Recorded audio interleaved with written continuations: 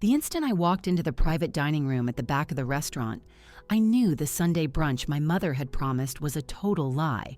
The overhead lights felt clinical and cold, the table was set far too formally for a casual meal, and a thick stack of legal papers sat squarely in the middle of the table, right next to an expensive pen that definitely wasn't mine.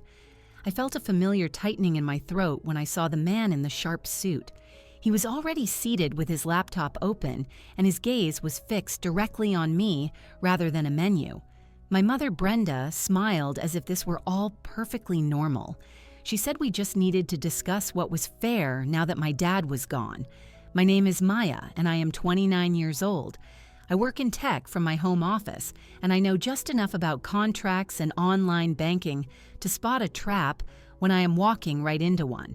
Even so, nothing could have prepared me to hear that this complete stranger was her personal attorney, and the papers in front of me had been drafted to redistribute my entire inheritance for the good of the family. He slid the agreement toward me with a practiced, oily grace. My mother folded her hands on the table like a strict headmistress, while the others in the room stared at me as if I had already committed some kind of crime. The lawyer told me all I had to do was sign the papers and transfer the majority of what my dad had left specifically to me. When I refused, the entire mood in the room shifted instantly. The fake smiles vanished. They began dropping hints about dragging me through probate court, ruining my credit score, and making my life incredibly difficult if I did not cooperate. My heart was pounding against my ribs, but I could hear my dad's voice in the back of my mind, reminding me who actually had the law on their side. I looked around the table, counting them quietly under my breath, and then I did it aloud. 1, 2, 3, 4, 5. I told them they were a lot of people. They frowned, looking confused, and that is when I let a small smile show for the first time that day. I told them that the funny thing was that I only brought one person too. If you want to know who walked through that door next and how this little family ambush turned into the worst decision my mother ever made, keep listening. I was not always the woman sitting in a private room facing down a lawyer and counting people like they were pawns on a chessboard.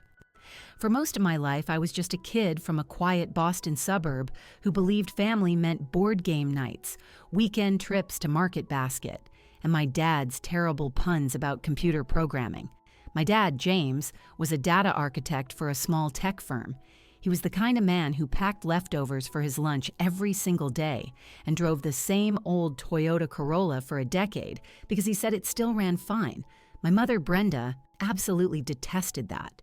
She craved the house in a gated community, the brand new luxury SUV in the driveway, and the kind of Instagram-worthy vacations that were designed to make other people feel inadequate.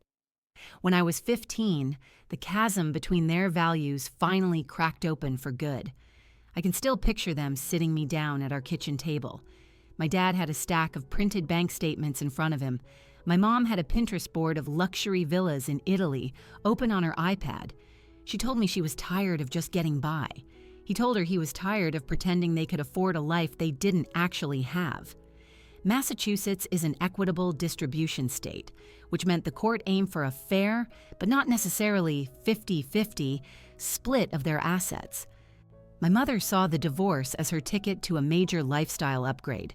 My dad saw it as losing a huge chunk of everything he had ever worked for, while still being on the hook for alimony and child support payments. After the divorce was finalized, I chose to live mostly with my dad in a modest condo near the coast in Nahant. It was nothing flashy, but if I opened my window on a quiet night, I could hear the waves hitting the shore. On Fridays, he would let me pick our takeout, and we would eat pizza straight from the box while binge-watching sci-fi shows on the couch. He was the one who taught me how to use a budgeting app, explained what an ETF was, and told me why a good credit score was a more valuable asset than any designer handbag. While other kids' parents were bragging about buying new cars, my dad would proudly tell me he had paid off his credit card balance in full again that month. My mom, meanwhile, moved to the affluent suburb of Wellesley and seemed to completely reinvent herself overnight. She married Scott, a slick real estate agent who specialized in selling sprawling homes that looked like they belonged on a reality TV show. Suddenly, her social media was a constant highlight reel of wine tastings and fancy backyard parties. She now had 2 new children in her life, Avery and Noah, and they all wore perfectly color-coordinated outfits in their holiday photos. I was still technically her daughter, but I felt more like a forgotten character from a previous season of her life. Every time I scrolled past her posts, it was a constant stream of captions about being so proud of her amazing family and using the hashtag blessed. I was never in those pictures. She did not call to ask about my college applications or what I wanted for my birthday. She only called to tell me Avery had made the honor roll or that Noah had won a soccer tournament. The only time my name seemed to come up was when she complained to my dad about money. He would come home from those calls looking a little more tired and a little more worn down, but he always managed to bounce back by turning on an old movie and pulling out a carton of ice cream for us to share. On weekends, we would go for long hikes in the Blue Hills or take drives up to the North Shore. He would point to the massive houses perched on the cliffs and tell me that people get obsessed with owning those things, but they go to bed with the same worries as everyone else. He kept our life simple, but it was real. At night, when I would worry that I was somehow the reason their marriage had fallen apart, he would sit on the edge of my bed and tell me that I did not owe anyone my future just because they share my DNA. He told me to build something that was mine, something solid. It sounded a bit dramatic at the time, like a line from one of the movies we watched together. I had no idea he was quietly meeting with a lawyer, updating his paperwork, and making sure that if anything ever happened to him, I would not be left at the mercy of my mother's definition of what was fair. I thought the worst chapter of my life was over once the divorce was final. I never imagined that a late-night drive on I-93 a few years later would take my dad away from me and turn his quiet financial lessons into an all-out war for everything he had left behind. When you grow up with a father who double-checks your seatbelt and reroutes around traffic jams just to be on the safe side, you never imagine a car accident will be how his story ends. But that is exactly what happened. One rainy Tuesday night, he was driving home from the office after staying late to push a new data release. A drowsy driver swerved across 3 lanes of traffic. There was a massive pileup, and by the time the state police called me, my dad was gone. The world goes silent in a very specific way when your entire life gets unplugged. The funeral was small and unpretentious, just how he would have wanted it. There were a handful of his co-workers, a few neighbors from the condo, and me, standing there trying to breathe around the solid knot in my chest. My mother showed up in a dramatic black dress, looking like a grieving widow from an old film. Scott was right by her side, with Avery and Noah trailing behind them like accessories. She cried loud enough for everyone to notice, hugging people she'd not spoken to in a decade and telling anyone who would listen how utterly heartbroken she was. I stood beside his urn and thought to myself that she did not love this man, she just loved the life he could not give her. After the service, as people were milling around in the parking lot, a woman in a sharp navy blazer and sensible heels approached me. She introduced herself as Sarah, my dad's attorney. We sat at a cold metal picnic table outside the church, the air thick with the scent of lilies and stale coffee. She explained that my dad had been incredibly meticulous with his planning. He'd updated his will several times after the divorce, specifically because he had been concerned about potential pressure from my mother. That was her diplomatic way of saying he knew Brenda would come for his money the second he was gone.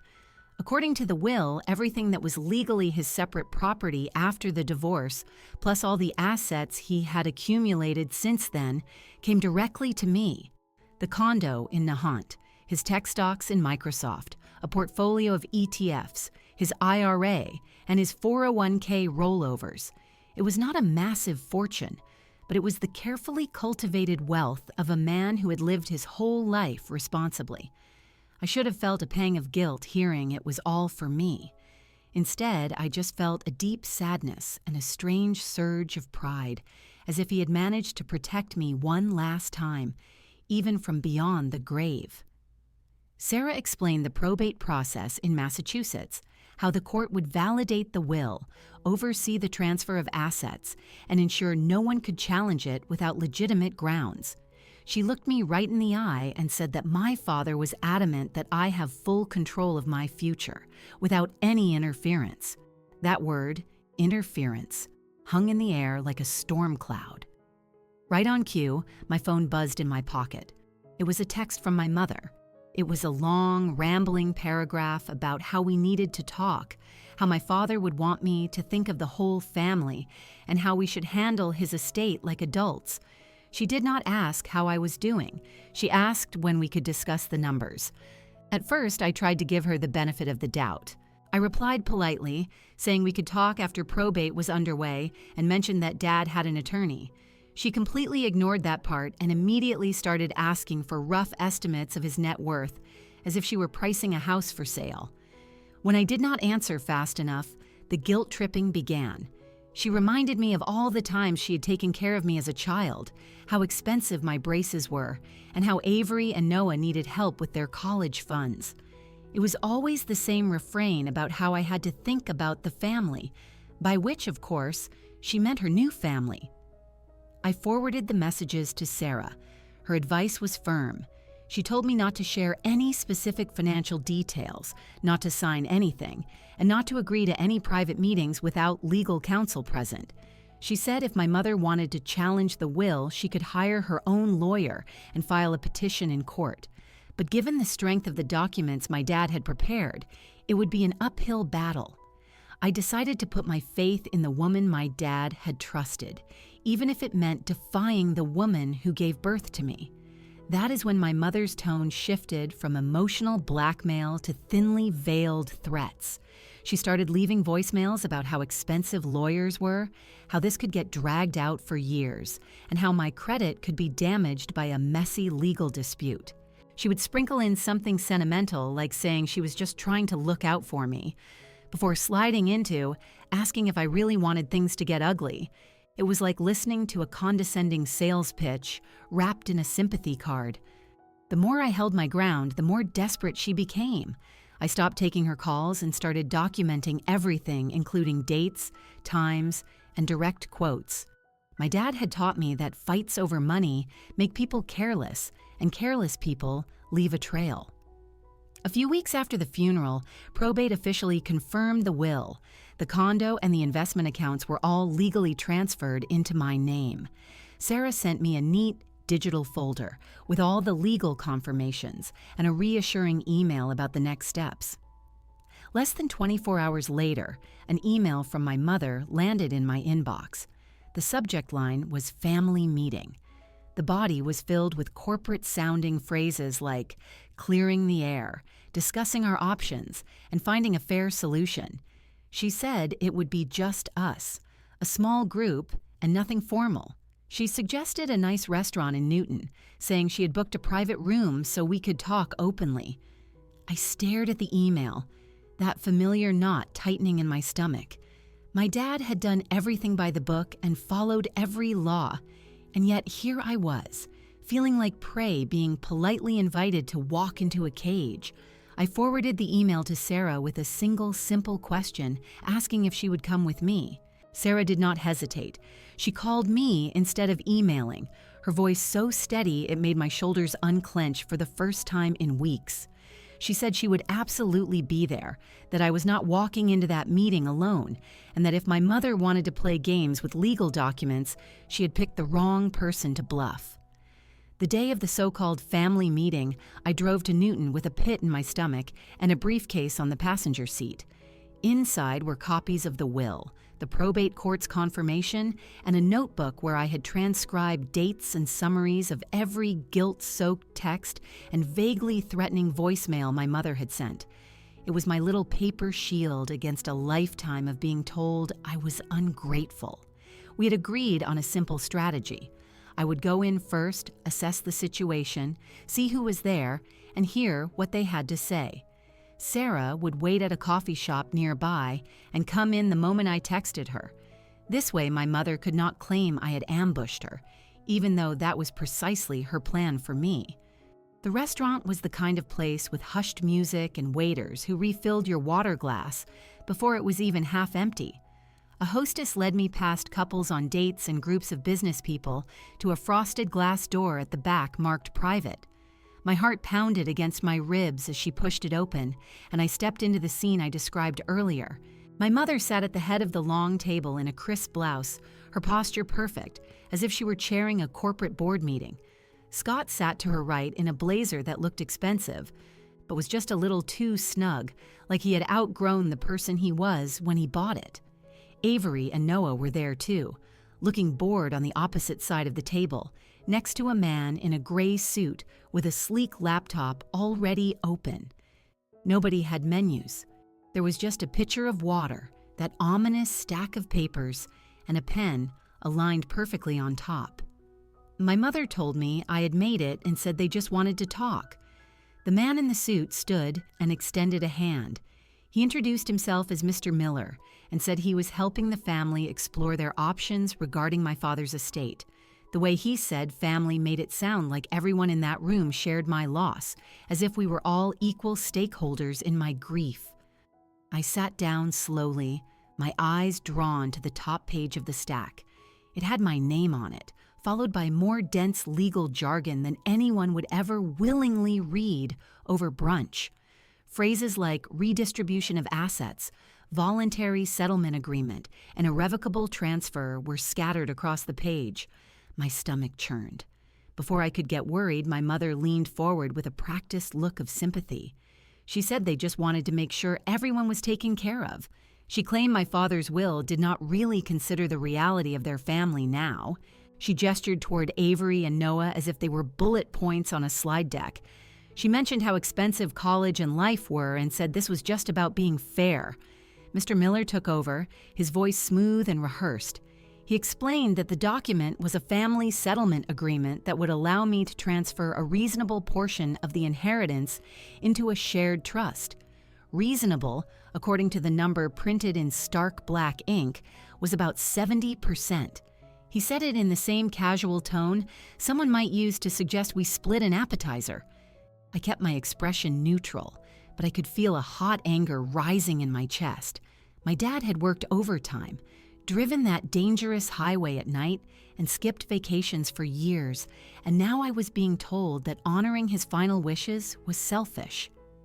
My mother added that no one was trying to take anything from me, which was almost comical considering the document's entire purpose was to take things from me. She said they just did not want this to turn into a long, ugly legal battle that would hurt my credit and my future. She suggested handling it privately, like a family. I thought about her texts and the voicemails where her voice sharpened every time she used the word fair. I thought about my dad sitting on my bed, telling me I did not owe anyone my future. I took a deep, steadying breath. I asked what would happen if I did not sign the papers. The temperature in the room seemed to drop 10 degrees. Scott shifted uncomfortably in his seat. Avery stared down at the table. Noah was glued to his phone, clearly wishing he were anywhere else. Mr. Miller folded his hands and said things could become complicated. He gave me a look that was probably meant to be kind but felt incredibly condescending. He said my mother could contest certain aspects of the probate, that there could be lengthy delays, mounting legal fees, and public records. He claimed conflict was stressful and that they were simply trying to help me avoid that. My mom jumped back in, her voice tightening as the mask of concern slipped away. She said they were giving me a chance to show I cared about the family. She told me I was not the only one who lost something and mentioned Avery's college applications and Noah's future. She said she was asking me to do the right thing. I looked at each of them in turn. The lawyer ready to bill by the hour. Scott, who had married into my mother's ambition. 2 teenagers who had been raised in a world where I was just a footnote. And my mother, who could manufacture tears on command and talk about love while pushing a contract across the table. I could feel my pulse in my fingertips, but my voice came out surprisingly calm. I asked how many of them there were again, speaking softly at first. My mother frowned and asked what that had to do with anything. I let my eyes drift around the table as if I were taking attendance. I counted 1 for my mother, 2 for Scott, and 3 and 4 for Avery and Noah. I paused on Mr. Miller and said 5. The room fell silent except for the distant clatter of dishes from the main dining room. I told them they were a lot of people, meeting my mother's gaze. Confusion flickered across her face, followed by a flash of irritation. She told me this was not a game.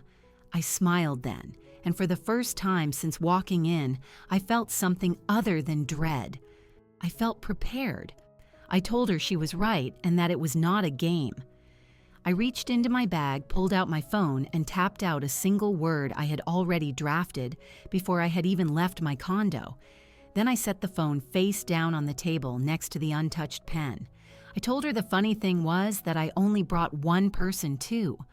A few seconds later, a sharp, precise knock sounded at the door. The hostess opened it just enough to let a woman in a navy blazer step through. A familiar briefcase in her hand and a calm, professional smile on her face. Sarah introduced herself and said she heard Eleanor wanted to talk about Maya's inheritance. After that meeting, my mother dropped the pretense of being hurt and started acting like someone who had been outbid on a prized property. She stormed out of the restaurant, stiff and silent, with Scott trailing at her elbow while her lawyer mumbled something about revisiting their options.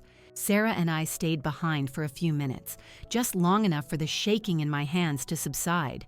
She assured me I had handled it perfectly, that I had every legal right to refuse, and that if my mother tried anything else, we would deal with it.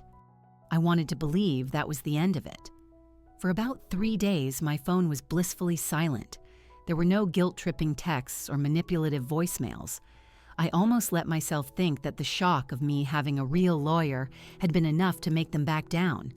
Then the messages started again, but this time they were colder.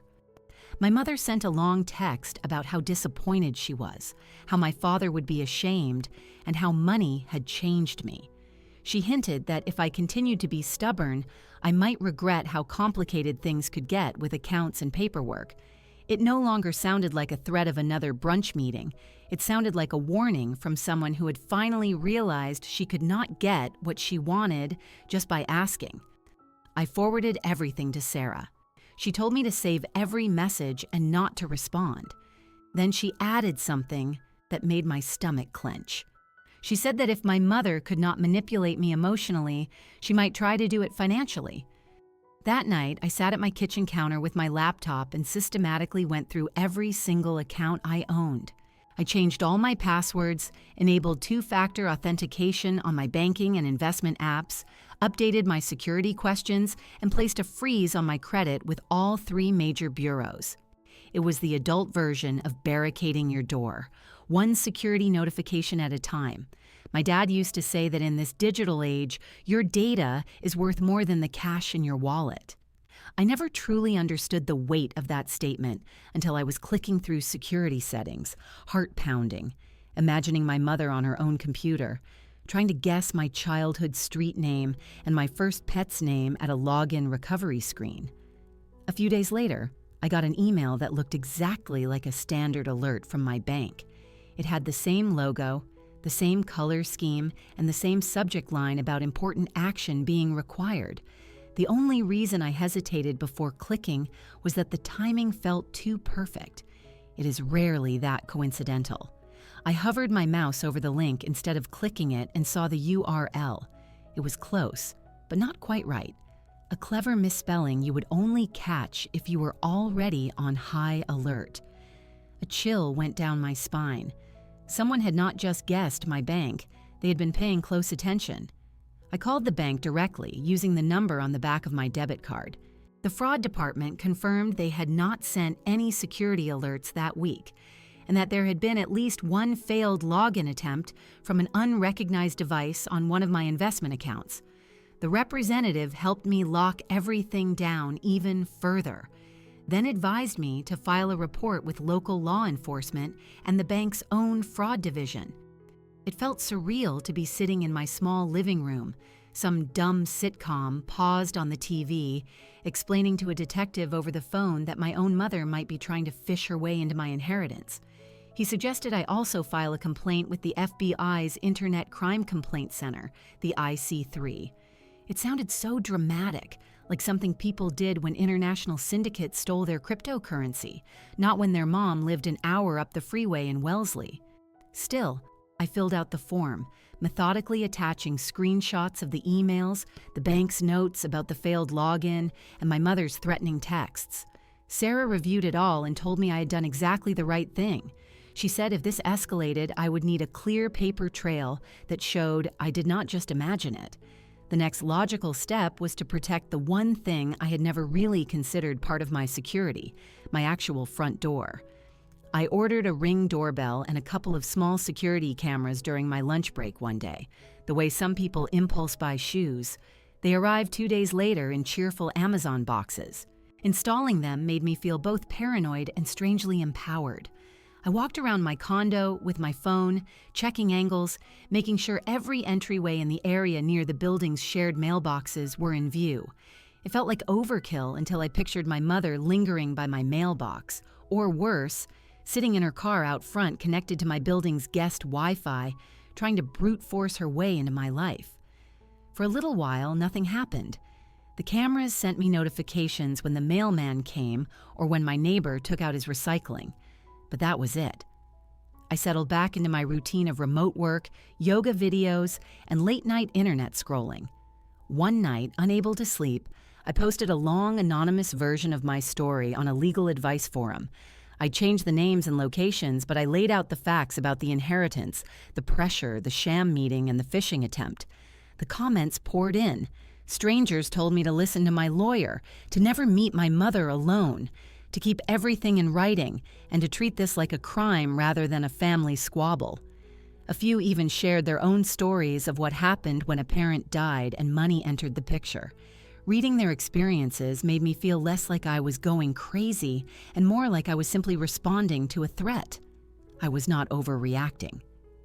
2 weeks later, on a Tuesday afternoon while I was in the middle of a Zoom meeting, my phone buzzed with a ring alert. Someone was in front of my building. I glanced at the notification's thumbnail and saw a car I recognized from years of being picked up from school, Scott's luxury SUV. My chest tightened. I turned off my camera in the Zoom call, feigning a bad connection, and opened the live feed. Scott was parked at the curb, engine idling. He had his laptop open on his knees, the pale glow of the screen illuminating his face. A second later, another notification popped up saying motion was detected near the mailboxes. The second camera showed my mother standing there, phone pressed to her ear, glancing around nervously as if to see if anyone was watching. My heart was hammering so hard I could hear it over the camera's tinny audio. I watched my mother speaking into her phone, then looking towards Scott's SUV. At almost the exact same instant, my banking app sent a push notification to my phone saying an unrecognized device was attempting to access my account. It was like watching coordinates line up on a battle map. My mother at my mailbox, Scott in his car outside my building with a laptop, and my account pinging me that someone was trying to break in. I hit screen record on my phone and let it run. Later, I pulled the logs from my bank's website, showing the time, IP address, and details of the failed login attempt. The timestamps from the bank logs matched the Ring camera footage down to the minute. I sent everything to Sarah in a single organized email, with the video clips, the screenshots of the bank logs, and the IC3 report confirmation number. This time, she did not text back. She called, and her voice was sharper than I had ever heard it. She told me this was not just harassment anymore and that it was attempted identity theft. She said they were not just pushing me, they were actively breaking the law.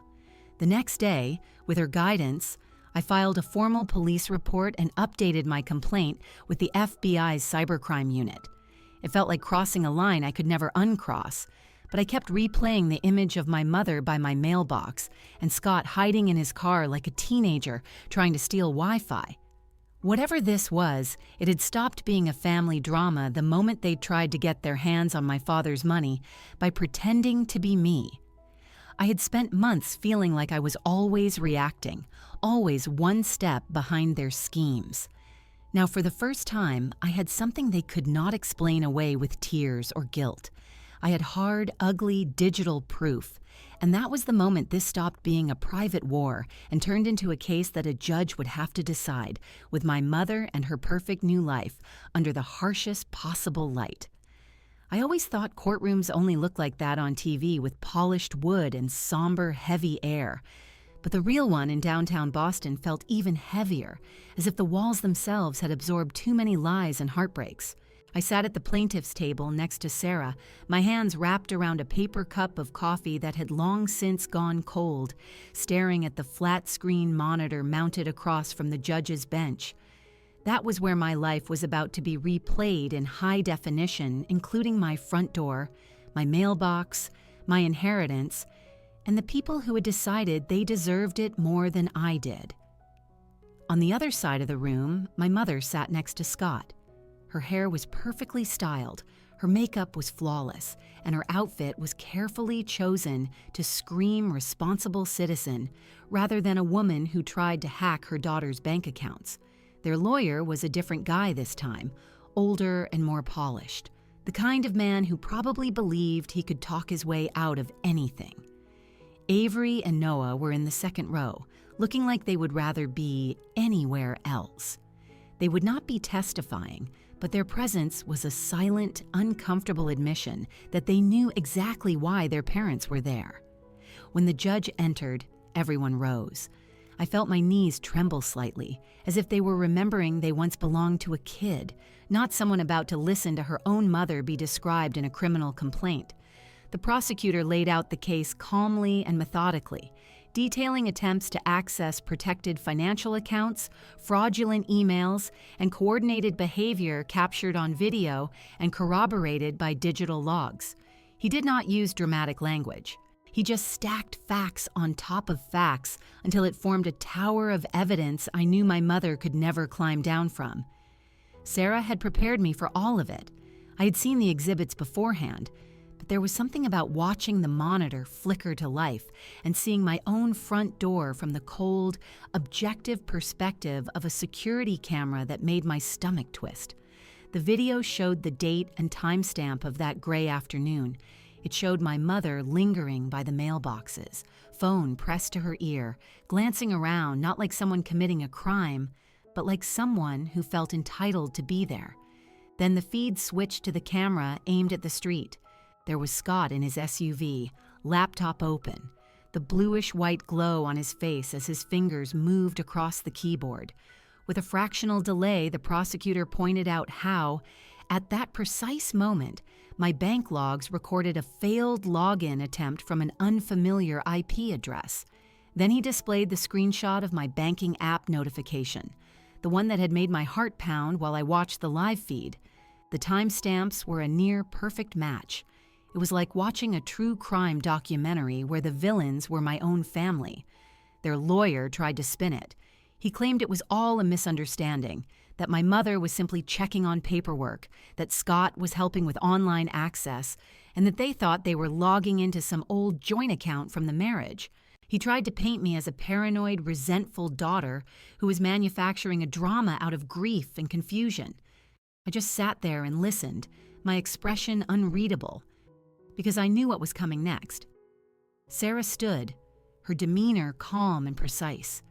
She reminded the court that the will had been fully probated and that my father's accounts had been in his sole name, and then mine.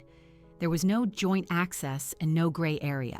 She presented the emails, the screenshot of the fake bank link, the IC3 complaint number, and the text messages where my mother had hinted that accounts and paperwork would become complicated if I did not cooperate.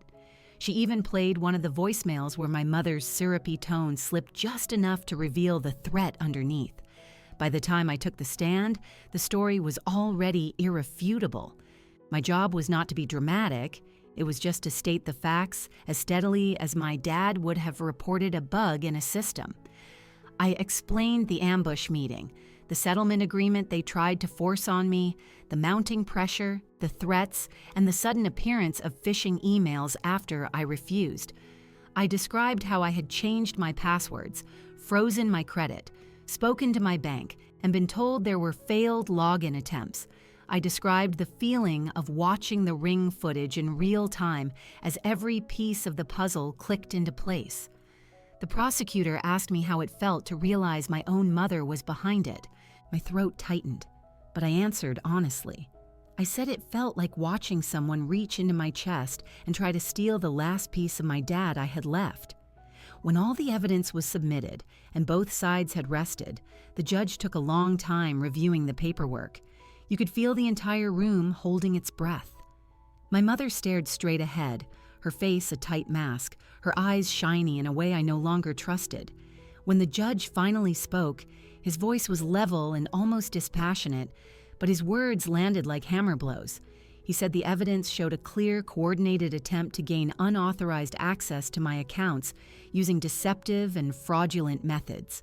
He talked about how using personal familiarity and prior knowledge to impersonate someone is not a family misunderstanding, but rather fraud.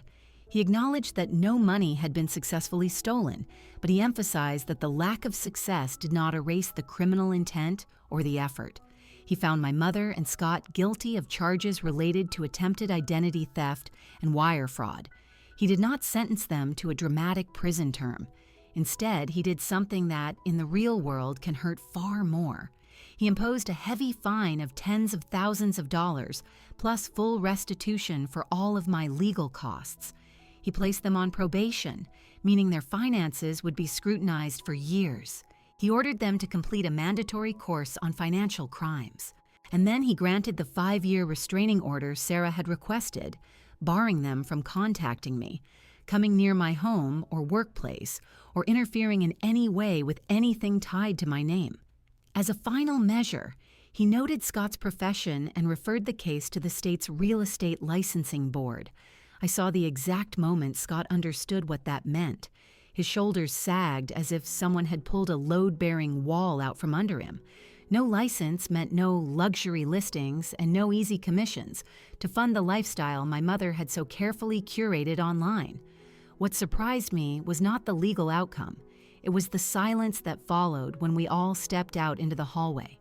There were no dramatic confrontations or shouted accusations. My mother did not chase me down to plead or rage.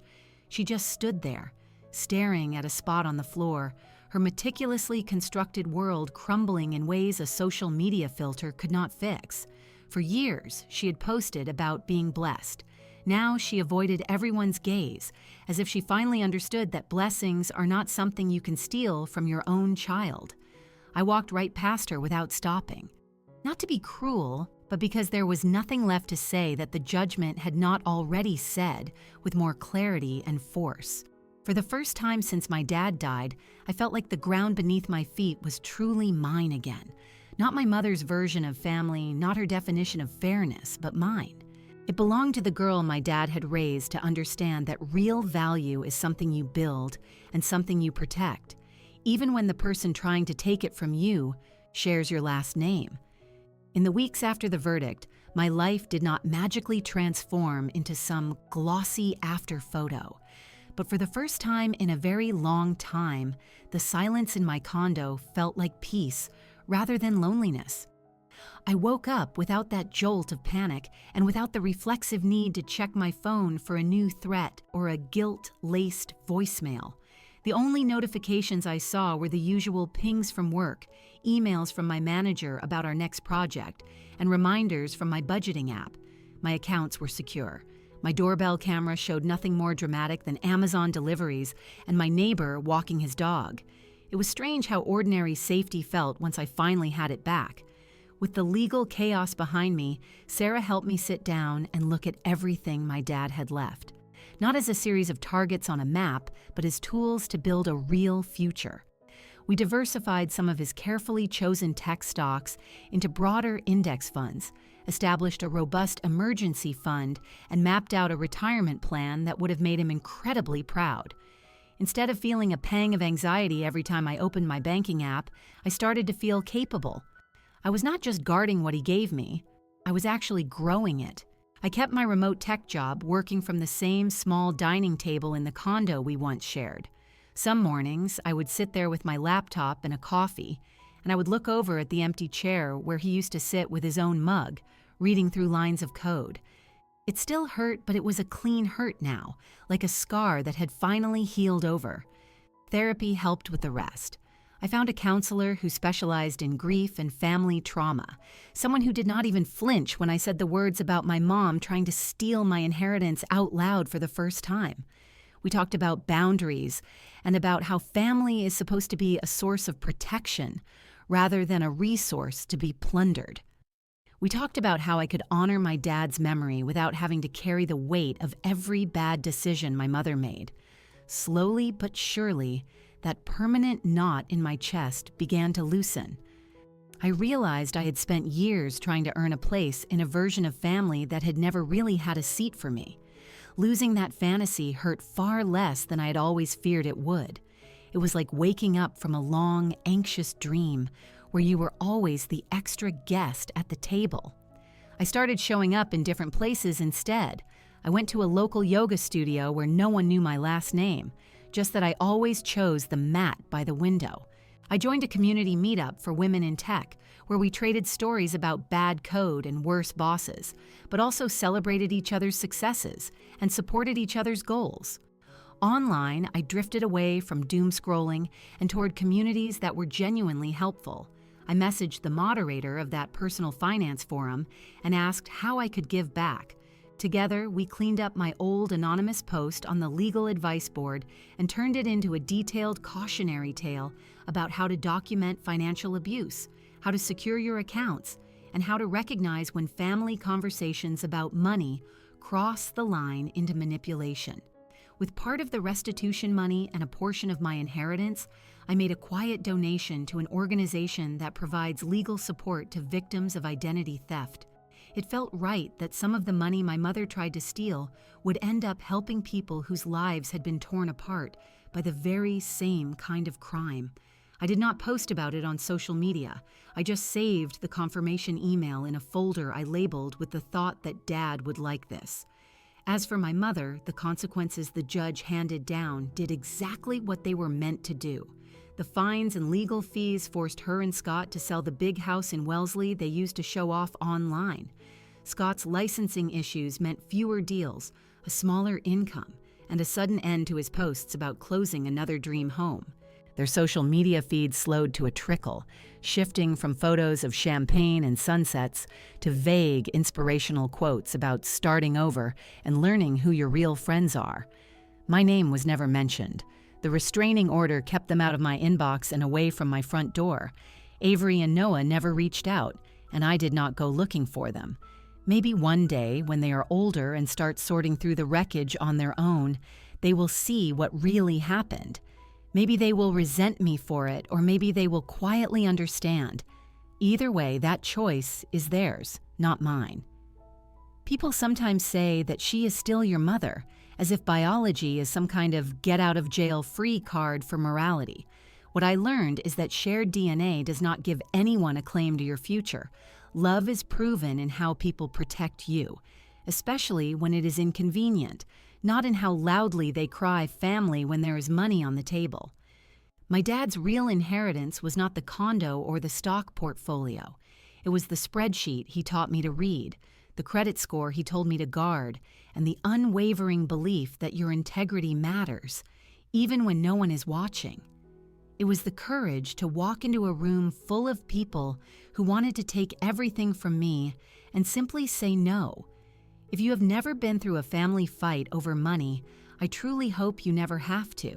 But if you are sitting there right now with a knot in your stomach, watching someone you are supposed to trust try to twist your loyalty into leverage, I want you to hear this loud and clear. You are not selfish for protecting what is yours. You are not cruel for setting boundaries. And you are not a bad son or daughter for refusing to be scammed by someone who happens to share your last name. In a world where so much of our lives are tied to passwords and paper trails, the most valuable thing you own is your ability to say that this stops here. My mother tricked me into a family meeting, thinking she could threaten me into handing over my inheritance. What she never counted on was that my dad had already given me something far more valuable than any dollar amount she was chasing: the knowledge that real family protects your future. They do not try to steal it. End of story.